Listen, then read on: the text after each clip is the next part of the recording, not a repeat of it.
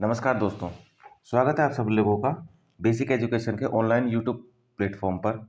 मैं दीपक कुमार आप लोगों का स्वागत करता हूं हिस्ट्री के लेक्चर 6 में। तो ये आपका मॉडर्न हिस्ट्री का भाग 6 होगा। भाग 5 हम अपलोड कर चुके हैं पहले अपने चैनल पे। अगर आपने नहीं देखे हैं तो आप मेरे चैनल पे जाकर विजिट करें और वहाँ पर हिस्ट्री प्लेलिस्ट को ओपन करेंगे और वहाँ पर आपको ये लिस्ट मिल जाएगी। तो आज की हमारा टॉपिक होगा जलियांवाला बाग हत्याकांड, जलियांवाला बाग मैसेक्रे और गांधी युग। तो चलिए शुरू करते हैं इसके बारे में। तो क्वेश्चन है, भारतीय स्वतंत्रता संग्राम में भारत के बाहर विदेशों में जारी क्रांतिकारी गतिविधियों में निम्नलिखित में से कौन शामिल था? तो श्यामजी कृष्ण वर्मा, मैडम भीकाजी कामा, लाला हरदयाल या ये सभी? देखिए, जब क्रांतिकारी गतिविधियां चल रही थी तो उस समय कुछ लोग ऐसे थे जो भारत के बाहर भी जाकर क्रांतिकारी गतिविधियों को अंजाम दे रहे थे। तो क्वेश्चन यही पूछ रहा है कि इनमें से कौन शामिल था। तो हम थोड़ा सा जान लेते हैं इसके बारे में। तो बात करें सबसे पहले इंग्लैंड की। तो लंदन में क्रांतिकारी गतिविधियों का जो लीडरशिप कर रहे थे वो कर रहे थे श्यामजी कृष्ण वर्मा, विनायक दामोदर सावरकर, मदन लाल ढींगरा और लाला हरदयाल। इसके अलावा अगर हम श्यामजी कृष्ण वर्मा के बारे में पढ़ें तो 1905 में भारत स्वशासन समिति की स्थापना इन्होंने करी, जो बाद में इंडिया हाउस के नाम से भी जानी गई। इसके बाद सावरकर ने 1857 का संग्राम एक करके बुक लिखी है, जो काफ़ी फेमस बुक है। इसके अलावा अगर हम फ्रांस की बात करें तो फ्रांस में मैडम भीकाजी कामा एक क्रांतिकारी के रूप में भारतीय स्वतंत्रता संग्राम में साथ दे रही थी। इसके अलावा अगर अमेरिका की बात करें तो अमेरिका में सैन फ्रांसिस्को में क्रांतिकारी गतिविधियां चल रही थी और इन सभी क्रांतिकारी गतिविधियों को जो अंजाम दे रहे थे वो कौन दे रहे थे? लाला हरदयाल दे रहे थे। ठीक है। और इन्होंने एक वहाँ पर एक दल भी बनाया था, एक ग्रुप बनाया था जिसका नाम था गदर पार्टी।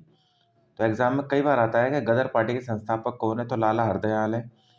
तो और ये कहाँ करी थी? अमेरिका के सैन फ्रांसिस्को में। तो एग्जाम में क्वेश्चन आ जाएगा सैन फ्रांसिस्को में लाला हरदयाल ने किस पार्टी का गठन किया या गदर पार्टी का गठन कहाँ पर किया गया? तो सैन फ्रांसिस्को आंसर आएगा, अमेरिका ऑप्शन में ना दिया हो तो। पार्टी की स्थापना कब की गई थी? 1913 में की गई थी।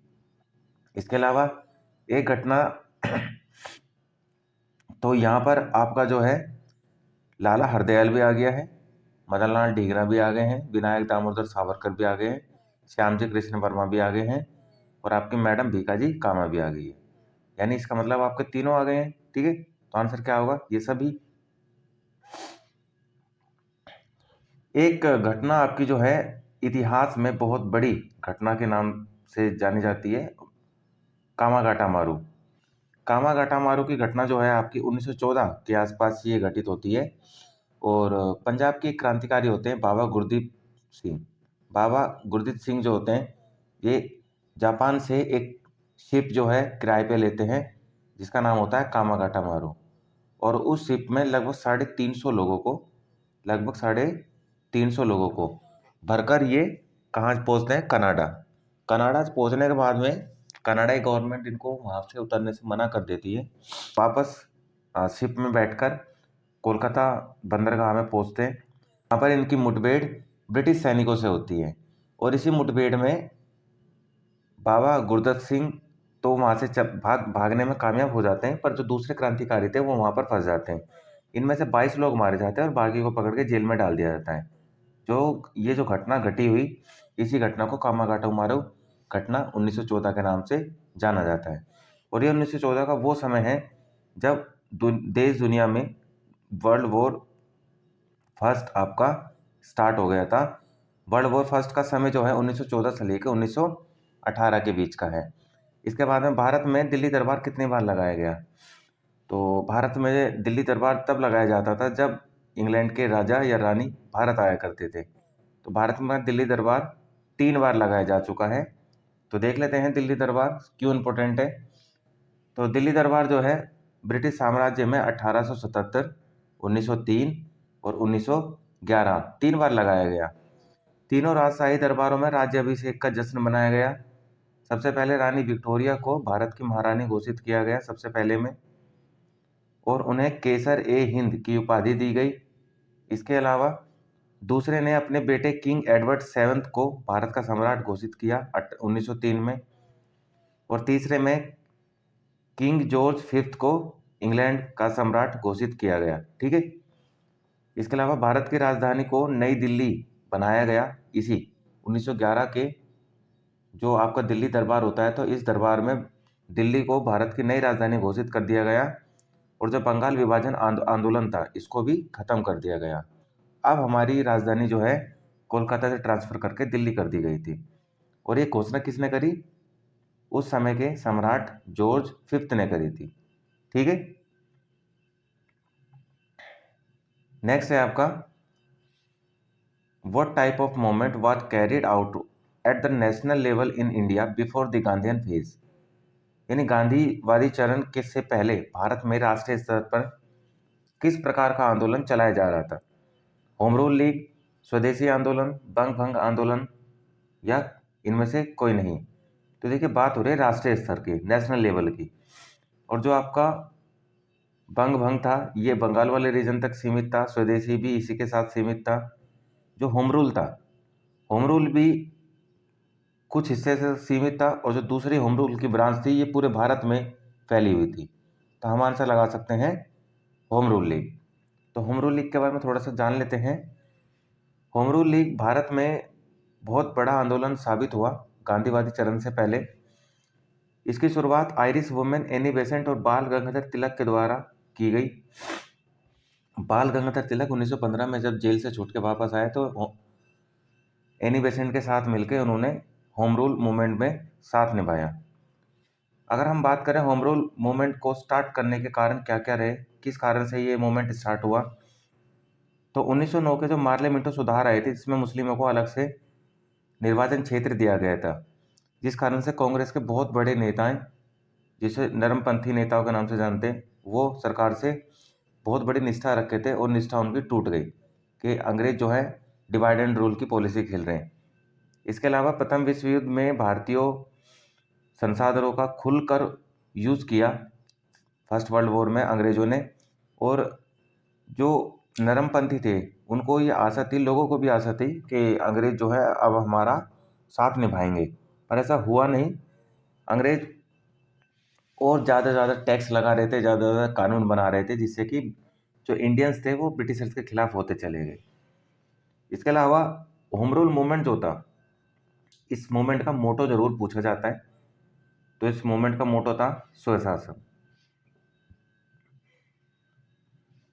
नेक्स्ट देखते हैं, बाल गंगाधर तिलक और एनी बेसेंट की आपसी टकराहट के कारण लीग दो हिस्सों में बढ़ गई थी। देखिए, मैंने पहले भी बताया था आपको, होम रूल जो था ये दो हिस्सों में था। पहला था तिलक की होम रूल लीग, पहला क्या था? तिलक की होम रूल लीग, जिसको इंडियन होम रूल लीग के नाम से भी जाना जाता है। इसकी स्थापना बाल गंगाधर तिलक ने अप्रैल 1916 में करी थी, और इसकी जो ब्रांचेस थी वो महाराष्ट्र, कर्नाटक और मध्य प्रांत के आसपास खोली गई थी। वहीं अगर हम बेसेंट की होम रूल लीग की बात करें, तो बेसेंट ने अपनी होम रूल लीग तिलक की होम रूल लीग के बाद यानी सितंबर 1916 में स्टैब्लिश करती हैं, और उसका हेडक्वार्टर ये मद्रास में रखती हैं, और इसका नाम होता है all India home rule league. और ये पूरे भारत में इसकी ब्रांचेस खोली जाती हैं, और लगभग 200 ब्रांचेस इसकी ओपन की जाती हैं। तो एग्जाम में बहुत बार आता है कि होम रूल लीग या होम रूल मूवमेंट जो चलाया जा रहा था, इसमें सबसे बड़ा मूवमेंट किसका था, तिलक का या बेसेंट का? तो आप बताएंगे, क्योंकि एनी बेसेंट की जो होम रूल लीग का नाम ही all India home rule league है, तो इसका मतलब एनी बेसेंट की लीग सबसे बड़ी थी। इसके बाद में नेक्स्ट है आपका कुछ भारतीयों, जिसमें मोतीलाल नेहरू, जवाहरलाल नेहरू, भूलाभाई देसाई, चित्तरंजन दास, सैफुद्दीन किचलू, मदन मोहन मालवीय, मोहम्मद अली जिन्ना और लाला लाजपत राय, ये वो नेता थे जिन्होंने होम रूल लीग की सदस्यता एक्सेप्ट करी थी। ठीक है। इसके बाद गांधी जी ने भारतीय राजनीति में आने पर और उनके सत्याग्रह, अहिंसा और सविनय अवज्ञा आंदोलन के जो यूजिस को देखा सब लोगों ने, तो बहुत लोगों ने गांधी जी से रिक्वेस्ट करी कि वो जो होम रूल लीग है उसमें शामिल हो जाएं, पर स्टार्टिंग में गांधी जी ने इस चीज़ को मना कर दिया, पर फाइनली अप्रैल 1920 में गांधी जी होम रूल की अध्यक्षता को एक्सेप्ट कर लेते हैं। तो एग्जाम में बहुत बार आता है कि गांधी जी ने होम रूल लीग की अध्यक्षता को कब एक्सेप्ट किया था प्रेसिडेंसी को, तो आप बताएंगे 1920 में किया था। और गांधी जी ने जैसे इसको एक्सेप्ट किया अप्रैल में, तो अक्टूबर में इसका नाम बदलकर क्या कर दिया, स्वराज सभा कर दिया। ठीक है भाई। नेक्स्ट है गरम दल और नरम दल का एकीकरण तथा कांग्रेस और मुस्लिम लीग के बीच लखनऊ समझौता। तो ये सारे के सारे कांग्रेस के किस अधिवेशन के दौरान होता है? एक तो जो आपके एक्सट्रीमिस्ट और मॉडरेट थे, इन ये सभी लोग क्या हुआ, इनका पैक्ट हो चुका था, आपस में यूनिफिकेशन हो गया था।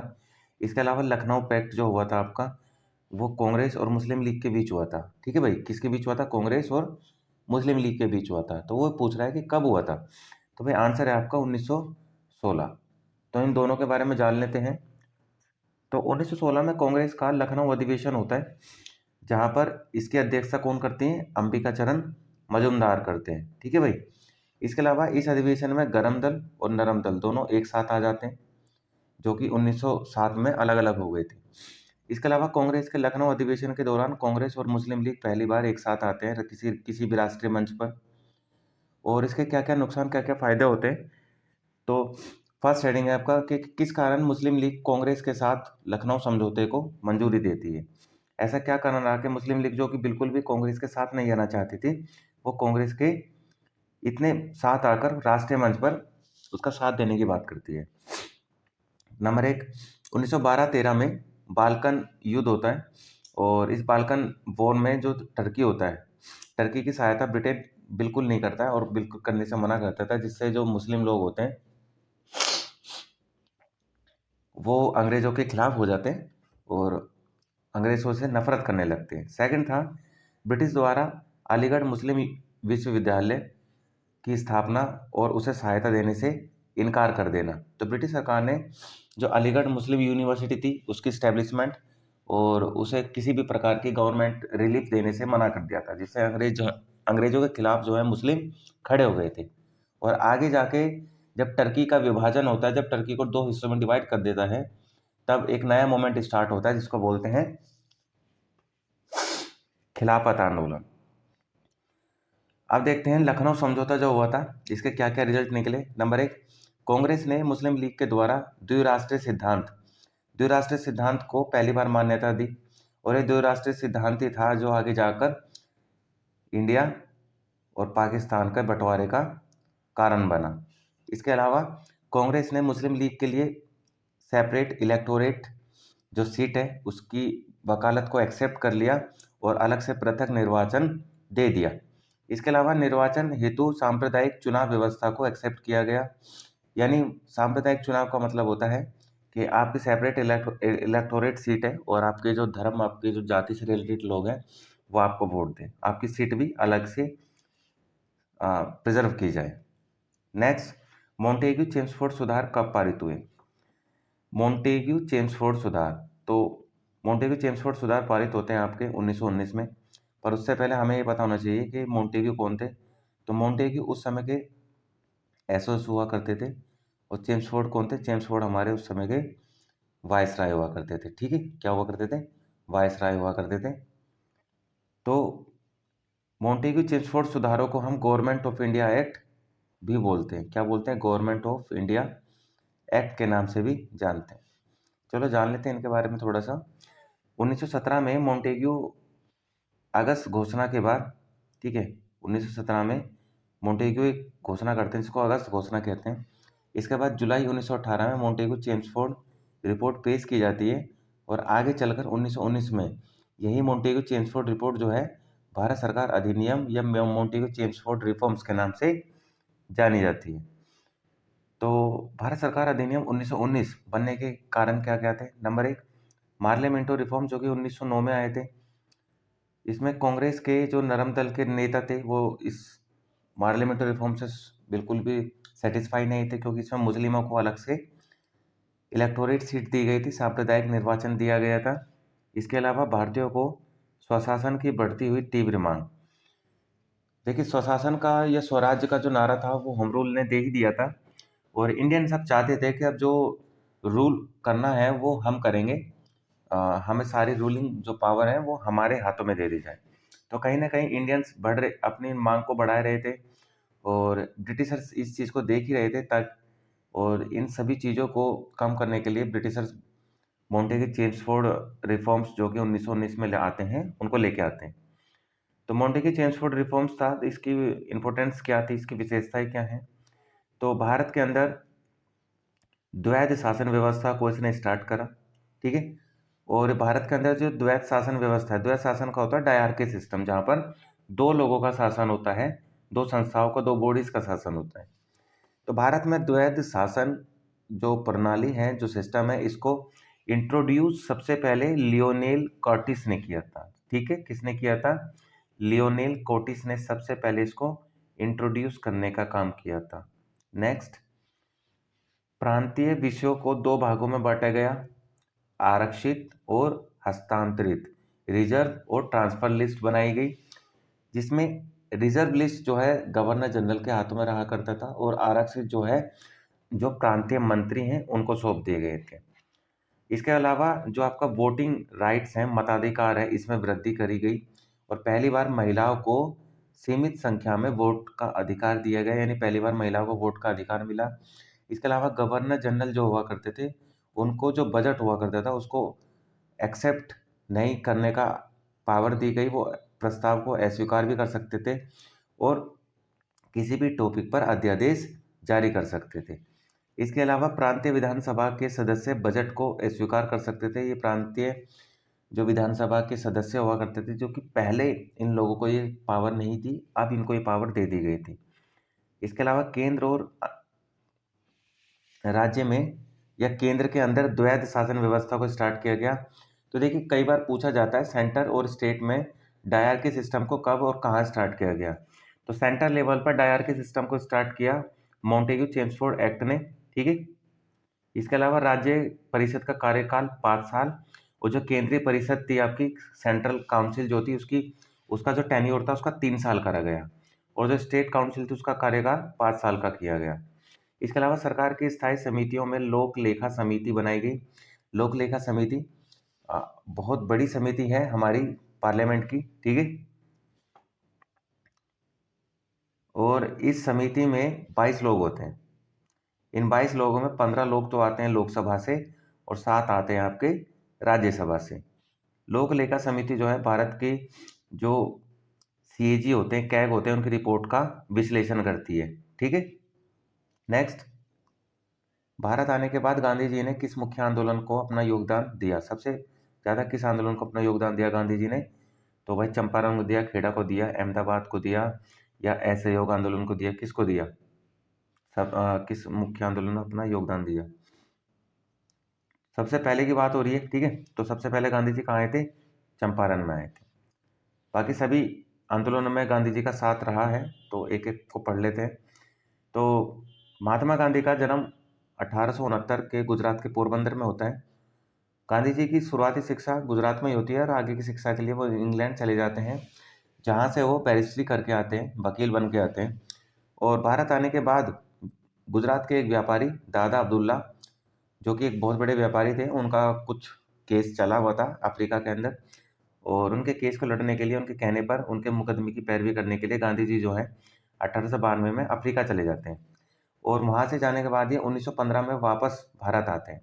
इसके अलावा भी भारत में 3 बार वापस आ चुके होते हैं और एग्जाम में पूछ लिया जाता है कई बार कि गांधी जो है 1915 से पहले भारत कब आए। तो 1915 से पहले गांधी जो भारत आते हैं, एक तो आते हैं आपके 1894 में आ जाते हैं पहली बार। इसके बाद गांधी जी आ जाते हैं आपके 1901 में, 1901 में भी आ जाते हैं और फिर आपके 1915 में आते हैं, ठीक है। तो नेक्स्ट है आपका रॉलेट एक्ट। प्रारंभ करने से पहले 1917 और 1918 की शुरुआत में गांधी जी ने 3 आंदोलनों को भारत के अंदर लीड किया। सबसे पहला आंदोलन था चंपारण, जो कि बिहार में चलाया गया था। दूसरा अहमदाबाद और खेड़ा, जो कि गुजरात में चलाया गया था। अगर हम चंपारण की बात कर लें, जो कि 1917 में स्टार्ट हुआ था, तो इसका कारण क्या था कि अंग्रेज मालिक जो थे बिहार के, चंपारण के, उन्होंने किसानों के साथ में एक ट्रीटी की हुई थी, एक समझौता किया हुआ था कि उस कॉन्ट्रैक्ट में लिखा गया था कि आप अपने ज़मीन के 3/20वें हिस्से पर क्या करेंगे? नील की खेती करेंगे। और इसी सिस्टम को तिनकठिया सिस्टम कहा जाता था।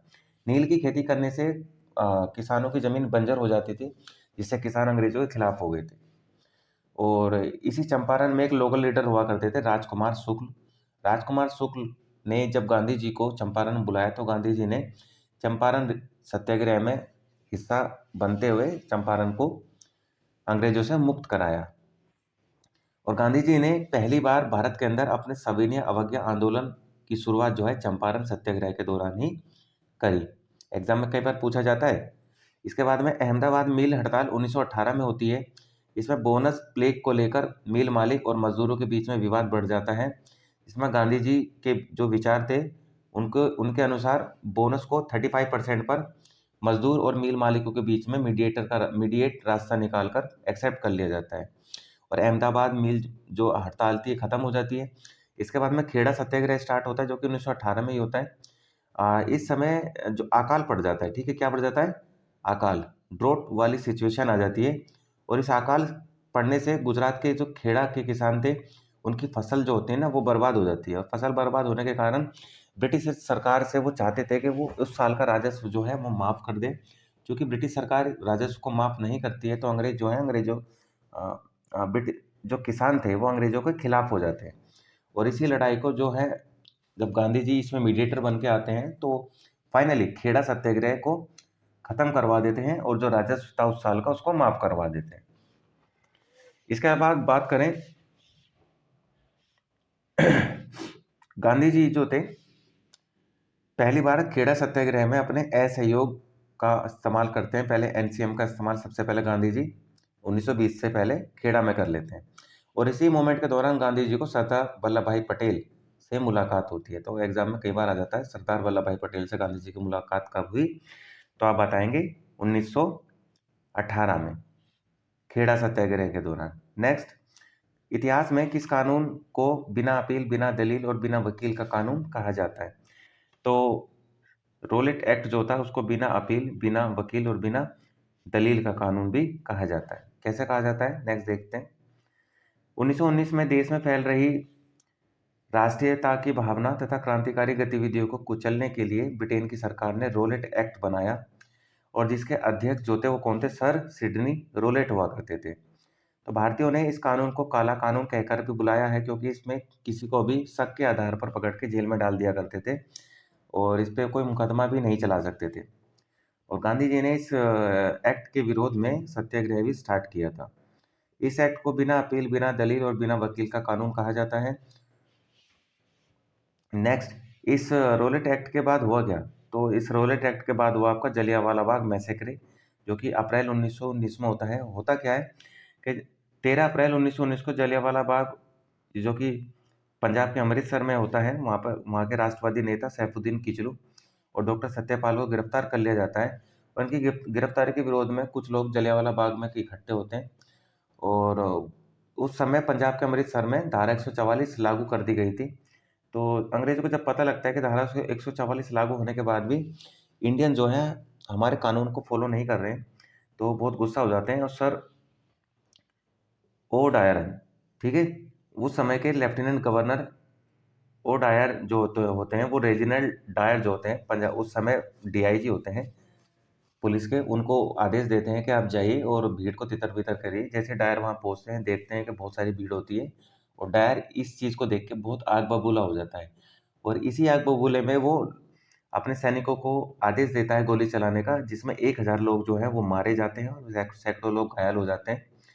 और इतने बड़े हत्याकांड को देखने के बाद में देश जो है एकदम से सदमे में चला जाता है, जिसमें रविंद्रनाथ टैगोर अपने नाइटहुड की उपाधि को त्याग देते हैं और शंकर राम नागर जो हैं जो कि वायसराय काउंसिल के मेंबर हुआ करते थे वो अपनी वायसराय की काउंसिल मेंबरशिप से त्यागपत्र दे देते हैं। तो इतने बड़े रोलेट एक्ट के बाद में जो जलियांवाला बाग मैसेक्रे हुआ था उस मैसेक्रे का इन्वेस्टिगेशन करने के लिए अंग्रेजी सरकार इंडियंस को शांत करने के लिए एक कमीशन बनाती है जिस कमीशन का नाम होता है हंटर आयोग। नेक्स्ट है, तुर्की के विभाजन के बाद भारत में भारतीय मुस्लिमों को दोबारा किस प्रकार के आंदोलन को शुरू किया गया? तो तुर्की का जब विभाजन हो रहा था तो भारत में तुर्की के विभाजन को रोकने के लिए खिलाफत मूवमेंट चलाया गया था। तो पहले विश्व युद्ध के बाद में टर्की हार जाता है, इंग्लैंड जीत जाता है। जीतने के बाद में इंग्लैंड जो है वो तुर्की के 2 हिस्से कर देता है। जो खलीफा की पोस्ट थी, खलीफा का पद जो था उसको समाप्त कर देता है। क्योंकि खलीफा को भारतीय मुस्लिम ही नहीं, देश दुनिया के मुस्लिम खलीफा को अपना धार्मिक प्रमुख मानते थे और ये इंसल्ट समझते हैं उनकी, जिस कारण देश दुनिया में भी अलग-अलग जगह रिवोल्ट चालू हो जाते हैं अंग्रेजों के खिलाफ। और भारत में जो रिवोल्ट चालू होता है उसको क्या बोलते हैं? खिलाफत आंदोलन। भारत में खिलाफत आंदोलन की शुरुआत अली बंधु, अली ब्रदर्स, जिसमें मोहम्मद अली और शौकत अली ने शुरू किया था। इस खिलाफत आंदोलन के एस्टेब्लिशर्स में मोहम्मद अली, शौकत अली के बाद में मौलाना आज़ाद, अजमल खान और हज़रत मोहन जैसे बड़े नेता भी थे। इसके अलावा खिलाफत आंदोलन को एक राष्ट्रीय रूप देने के लिए गांधी जी को 1920 में खिलाफत कमेटी का अध्यक्ष चुन लिया गया। तो दोस्तों ये है आपका 1920 यानी गांधी जी का एनसीएम मोमेंट अब इसके बाद स्टार्ट होता है। तो अभी अभी तक के आपकी हिस्ट्री यहाँ तक कंप्लीट होती है इस वीडियो में। तो अगर आप इस वीडियो को देख रहे हैं तो वीडियो को लाइक कर दें, वीडियो को शेयर कर दें और अगर आपने चैनल सब्सक्राइब नहीं करा है तो चैनल को सब्सक्राइब जरूर कर दें। धन्यवाद।